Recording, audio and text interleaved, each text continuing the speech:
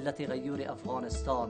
آبادی ملت ما تعلق بر خود ما دارد و تعلق به دستهای خود ما دارد و ما می توانیم که ملت خود را یک ملت با سعادت و ملت نیکبخت بسازیم. سببش اتفاق ما و اتحاد ما و وحدت ما و همبستگی ما در جامعه و ملت غیور افغانستان می باشد.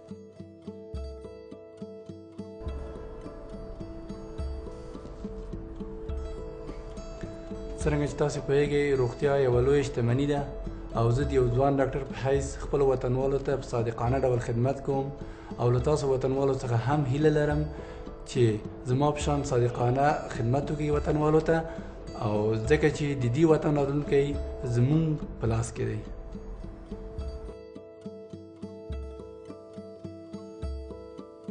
پایست یو دهقان یم که نه او کښت حلال کښت کرم هر افغان ته پکار ده چې داسې حلال کارونه او هغه وکړي او آینده د افغانستان د آینده زموږ په لاس کې ده باید چې جوړ کړو خپل کاروبار ټول وکړو.